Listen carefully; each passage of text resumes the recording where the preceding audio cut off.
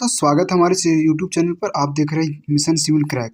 मैं गौतम कुमार आज फिर से एक नई वीडियो लेकर आए हुए हैं और मेरा टॉपिक है नागवंशी शासन व्यवस्था। मैं मुंडा शासन व्यवस्था के लगभग 50 प्रश्न करवा चुका हूं और वे हम अगर आप नहीं देखे होंगे तो आप मेरे इस यूट्यूब चैनल पर जाके आप देख सकते हैं। अगर आप नहीं जा पाइएगा तो हमारी इस वीडियो के डिस्क्रिप्शन बॉक्स में सारा हम डाल दूंगा, उसका लिंक आप देख लीजिएगा, ठीक है। अगर हमारे इस यूट्यूब चैनल पर नए हैं, चैनल को सब्सक्राइब कर लीजिएगा ताकि आप तक मेरा वीडियो पहुंच सके। और ये सारे इंपॉर्टेंट क्वेश्चन हम करवाते हैं दोस्तों, तो आप लोग देख लीजिएगा, ठीक है। तो हम लोग आज का टॉपिक है नागवंशी शासन व्यवस्था, ठीक है। नागवंशी शासन व्यवस्था क्या? नागवंशी शासन हमारा का टॉपिक है। हम लोग का टॉपिक नागवंशी शासन व्यवस्था है और आप क्या देख रहे हैं, मिशन सिविल क्रैक मेरा यूट्यूब चैनल है, ठीक है। अगर आप नए हैं तो चैनल को सब्सक्राइब जरूर कीजिएगा, ठीक है। सब्सक्राइब कर लीजिएगा ताकि आप तक हमारा सारा वीडियो पहुंच सके, ठीक है, क्योंकि हम सारे इंपॉर्टेंट प्रश्न ही करवाते हैं, ठीक है। तो हम लोग का आज का प्रश्न है कि निम्नलिखित में से क्या, निम्नलिखित में से कौन सा कथन नागवंशी शासन व्यवस्था के संदर्भ में सत्य है, ठीक है। पहला ऑप्शन है मुंडाओं की राज्य व्यवस्था प्रथम शताब्दी 64 ईस्वी नागवंशियों को हस्तांतरित हो गई थी। छोटे नागपुर खास में नागवंशी के संस्थापक फनी मुकुट राय ने मुंडाओं की पढ़ा व्यवस्था को समाप्त नहीं किया, बल्कि कुछ परिवर्तन के साथ उन्होंने एक पढ़ा व्यवस्था और विस्तार देने का प्रयास किया, ठीक है। ऑप्शन नंबर दूसरा मेरा क्या है कि नागवंशियों ने पढ़ा के नाम को परिवर्तित करके इसे पट्टी नाम दिया। साथ ही पट्टी के प्रमुख मानकी भूंयरी का नाम दिया गया। वर्तमान में मुंडा गांव के मूल संस्थापकों को इस वंशजों के भूंयरी कहा जाता है, लेकिन आरंभ में भूंयरी का अर्थ होता है मानकी, ठीक है, मानकी होता था। नेक्स्ट हम लोग का ऑप्शन क्या है कि मुंडाओं की कर व्यवस्था, भू व्यवस्था एवं शासन व्यवस्था नागवंशियों के शासन काल में पूर्व की भांति चलती रही। इसका पहली शताब्दी से लेकर 16वीं शताब्दी के तक इस व्यवस्था को परिवर्तन नहीं हुआ, ठीक है। हमारा ऑप्शन नंबर डी आपका है कि ये सभी कथन सत्य है। क्या ये सभी कथन सत्य है? मेरा ऑप्शन नंबर डी मेरा सही है। क्या ऑप्शन नंबर डी सही है? ये सारे कथन सत्य है। नेक्स्ट प्रश्न हम लोग देखते हैं कि नेक्स्ट प्रश्न देखते हैं हम लोग नेक्स्ट प्रश्न है कि मुंडा और नागवंशी कालीन शासन व्यवस्था में प्रथम प्रभावकारी हस्तक्षेप में मुगलों के आक्रमण से प्रभाव हुआ, ठीक है। ऑप्शन नंबर मेरा ये है 1584, ऑप्शन नंबर बी है, यहाँ बी होगा, ठीक है, 1586, ऑप्शन नंबर डी है 1585 और ऑप्शन नंबर डी इनमें से कोई नहीं। तो बताइए कौन सा सही होगा? ऑप्शन नंबर बी मेरा सही होगा, 1500, ऑप्शन नंबर सी, यहाँ पे बी लिखा लेकिन यहाँ पे सी होगा, ठीक है, 1586। क्या 1586 सही होगा? ठीक है। नेक्स्ट प्रश्न देखते हैं हम लोग, इसका व्याख्या देखते हैं दोस्तों। व्याख्या देख लेते हैं कि मुंडाओं और नागवंशी कालीन शासन व्यवस्था के प्रथम प्रभावकारी हस्तक्षेप 1585 ईस्वी में मुगलों के आक्रमण के प्रारंभ हुआ, ठीक है। अब हम लोग प्रश्न नंबर तीसरा देखते हैं कि नागवंशी शासन व्यवस्था का पहला शासक कौन था? छत्रसाल, मेदिनी राय, दुर्जनशाल, फनी मुकुट राय। बताइए हमारा ऑप्शन नंबर डी सही होगा, फनी मुकुट राय। इसका व्याख्या देख लेते हैं थोड़ा सा कि प्रथम शताब्दी 64 ईसा पूर्व के मुंडाओं की राजस्व व्यवस्था और नागवंशियों की हस्तांतरित हुई थी। नागवंशियों के प्रथम राजा फनी मुकुट राय ने मुंडाओं के पढ़ाई व्यवस्था को और विस्तारित देने का प्रयास किया, ठीक है। अब हम लोग प्रश्न नंबर 4 देखते हैं। प्रश्न नंबर 4 क्या कहता है कि छोटा नागपुर खास के किस नागवंशी शासक को नियमित मुल्कजारी कर ना दे पाने के कारण मुगल शासक जहांगीर द्वारा 1616 ईस्वी में कैद में रखा था? बोलिए ऑप्शन नंबर ये एनिसा, ऑप्शन नंबर बी है मेदिनी राय और ऑप्शन नंबर सी है फनी मुकुट राय और ऑप्शन नंबर डी है दुर्जनशाल। बताइए ऑप्शन नंबर डी मेरा दुर्जनशाल होगा। क्या? दुर्जनशाल, ठीक है। नेक्स्ट प्रश्न हम देखते हैं, इसका व्याख्या देख लेते हैं, ठीक है। इसका व्याख्या देख लेते हैं कि कर ना देने पाने के कारण छोटे नागपुर खास के नागवंशी शासक दुर्जनशाल को मुगल शासक जहांगीर के आदेश पर 1616 ईस्वी में 12 वर्षों तक ग्वालियर के किले में कैद रखा गया था। ऑप्शन नंबर, अब हम लोग प्रश्न नंबर 5 देखते हैं कि कितने रुपए सालाना कर देने के सहमति के आधार पर दुर्जनशाल को कैद से मुक्त किया गया था? बोलिए हमारा ऑप्शन नंबर सी बी होगा 6000। क्या? 6000, ठीक है। इसका व्याख्या देख लेते हैं ताकि अगर आप गलत कर रहे हैं तो कहाँ गलत करें इसका पता चल जाएगा कहीं पर, ठीक है। आपको कहीं जाने से कोई मतलब नहीं है। आप देखिए यहाँ पे हम लोग का है कि व्याख्या 6,000 रुपये सालाना कर देने की सहमति के आधार पर दुर्जन को मुगलों की कैद में मुक्त कर दिया गया था। अब हम लोग का प्रश्न नंबर 6 है। क्या प्रश्न नंबर 6 हम लोग का है कि नागवंशी राजाओं की प्रारंभिक राजधानी कहाँ थी? नागवंशी राजाओं की प्रारंभिक राजधानी कहाँ थी? ठीक है, ऑप्शन नंबर मेरा है चुटिया, ऑप्शन नंबर बी है मेरा दोयसा, ऑप्शन नंबर सी है खुखरा और ऑप्शन नंबर डी है सुत्याम्बे। हमारा ऑप्शन नंबर सी क्या है? सुत्याम्बे। ठीक है, सुत्याम्बे सही है। क्या सुत्याम्बे सही है? ठीक है, इसका व्याख्या देखते हैं हम लोग थोड़ा सा। इसका व्याख्या देख लेते हैं कि छोटा नागपुर में नागवंशियों की शासन की नींव फनी मुकुट राय ने रखी थी। क्या फनी मुकुट राय ने रखी थी? फनी मुकुट राय ने डाली। इन्होंने अपनी राजधानी सुत्याम्बे को बनाई। और हम लोग का अब ऑप्शन प्रश्न नंबर 7 देखते हैं हम लोग। क्या प्रश्न नंबर 7 देख लेते हैं। प्रश्न नंबर 7 है कि नागवंशी परिवार का मुख्यालय दोयसा के स्थानांतरित किया गया था। क्यों? बताइए क्यों किया गया था? अब हम लोग का इस ऑप्शन नंबर मेरा है दोयसा को अभिशाप्त घोषित किया गया था।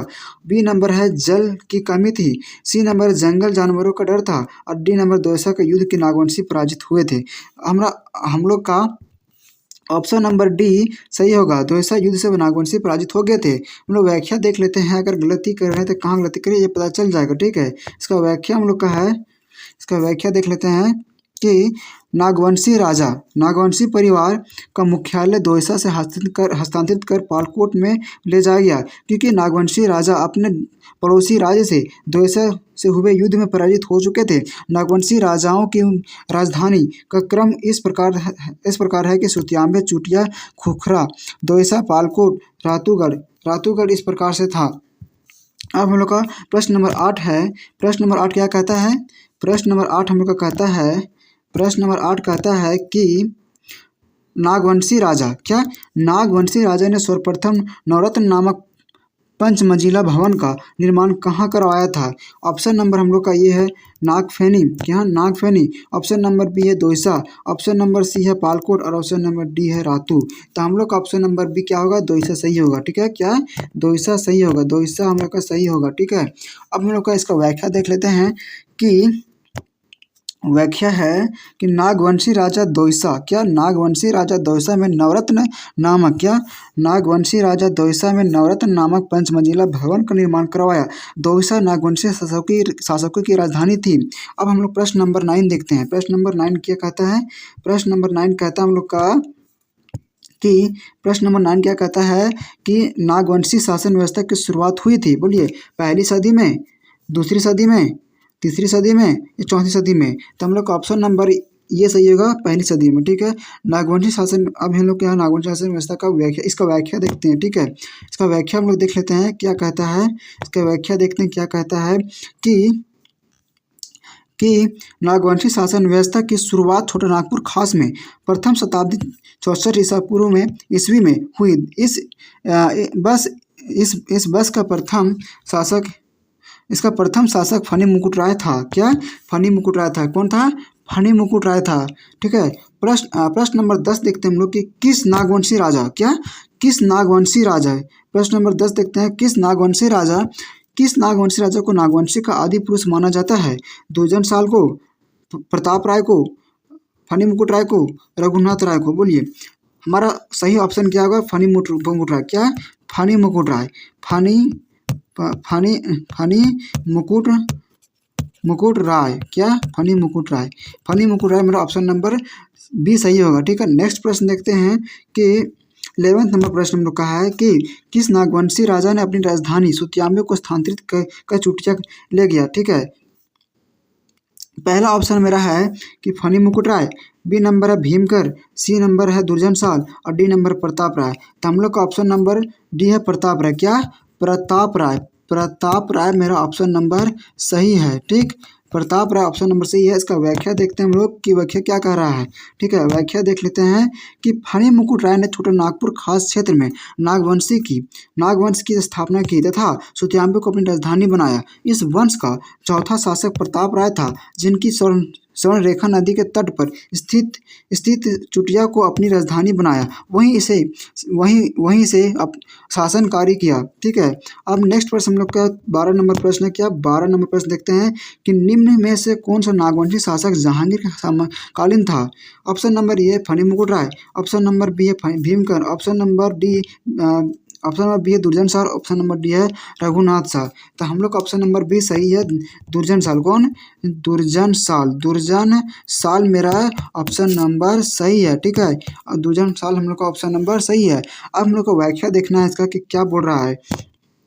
इसका व्याख्या है कि तुजु के जहांगीर के अनुसार, क्या तुजु के जहांगीर के अनुसार 1615 से 1616 ईस्वी में जहांगीर के सेनापति इब्राहिम खान ने खुखरा झारखंड पर आक्रमण किया था तथा वहां के तत्कालीन नागवंशी शासक दुर्जन साल को कर न देने के कारण कैद करके 12 वर्षों तक 12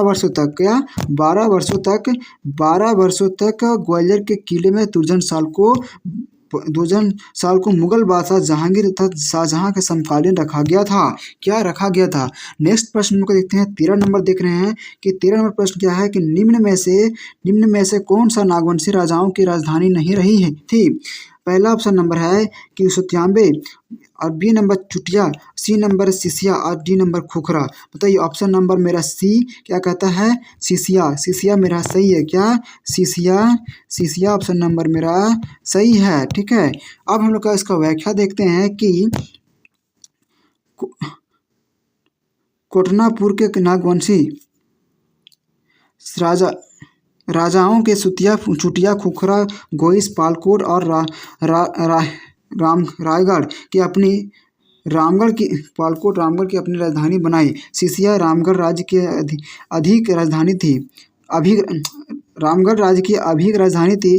इस वंश की स्थापना 1368 ईस्वी में बागदेव सिंह ने की थी। अपनी बड़े भाई सिंह देव के साथ ने नागवंशी महाराजा की सेवा किए थे। ठीक है, नेक्स्ट प्रश्न में 14 नंबर प्रश्न क्या कह रहा है कि फनी मुकुट राय के राज्य के में कितने परगने थे? बताइए। 66 परगने थे। ये सभी को आना चाहिए दोस्तों। ठीक है, मैं थ्योरी में बता चुका हूँ। ठीक है, इसका व्याख्या देखते हैं कि इसका व्याख्या है कि फनी मुकुट राय राज्य में कुल 66 परगने थे। इसके अंतर्गत घटवारी में 22, खुखरा गढ़ में 18, दोईसागढ़ 18 एवं जजरीगढ़ में 8 परगने थे। और वही हम लोग का प्रश्न नंबर अब 15 देखते हैं। 15 क्या कह रहा है? ठीक है, 15 प्रश्न नंबर हम लोग का है कि नागवंशी शासन व्यवस्था में हाथू के प्रमुख को कहते हैं? मानकी, बी नंबर है हाथू मुंडा, सी नंबर है पढ़ा राजा और डी नंबर इनमें से कोई नहीं। हम लोग का ऑप्शन नंबर बी सही होगा। क्या? बी सही होगा, हाथू मुंडा। क्या? हाथू मुंडा मेरा सही ऑप्शन होगा। ठीक है, इसका व्याख्या देखते हैं हम लोग कि जब फनी मुकुट राय मुंडाओं के राज्य को संभाला तो मुंडाओं के शासन व्यवस्था को बदला नहीं बल्कि उसके शासन व्यवस्था को विस्तारित करने की कोशिश किया। मुंडाओं के हाथू प्रमुख हाथू मुंडा कहते हैं, इसलिए नागवंशी शासन व्यवस्था में हाथू के प्रमुख को हाथू मुंडा कहते हैं। क्या? हाथू मुंडा कहते हैं। नेक्स्ट प्रश्न में देखते हैं। नेक्स्ट प्रश्न में देख रहे हैं कि नागवंशी शासन व्यवस्था। क्या? नागवंशी शासन व्यवस्था में पढ़ा के प्रमुख होते हैं राजा, हाथू मुंडा, मानकी, इनमें से कोई नहीं। बताइए ऑप्शन नंबर मेरा सी सही होगा। ऑप्शन नंबर सी मेरा मानकी होगा। क्या? मानकी होगा। ठीक है, अब हम लोग व्याख्या देखते हैं कि नागवंशी शासन व्यवस्था। क्या?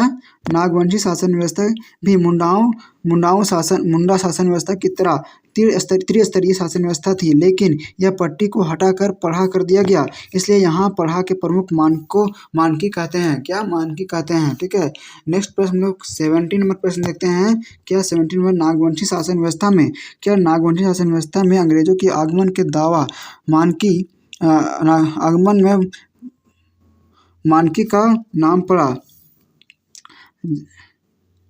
जागीरदार, करकट्टा, भूईहर, इनमें से कोई नहीं। मेरा ऑप्शन नंबर सी भूईहर होगा। क्या? भूईहर। क्या? भूईहर मेरा ऑप्शन नंबर सही होगा। इसका व्याख्या देखते हैं हम लोग। अगर सॉरी इसका व्याख्या देखते हैं।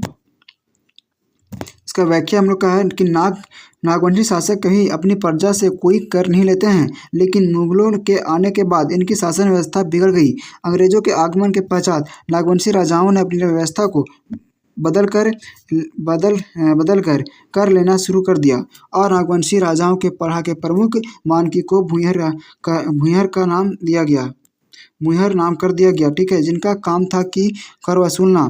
ठीक है, नेक्स्ट प्रश्न में देखते हैं 18 नंबर प्रश्न देखते हैं कि किस मुगल शासक नागवंशियों का नजराना देने पर बाध्य किया। ठीक है, पहला ऑप्शन मेरा है जहांगीर, दूसरा ऑप्शन है अकबर, तीसरा ऑप्शन है शाहजहां और चौथा ऑप्शन है बाबर। तो ऑप्शन नंबर सी मेरा अकबर होगा। क्या? अकबर। ठीक, अकबर होगा। ठीक है, इसका व्याख्या देखते हैं हम लोग कि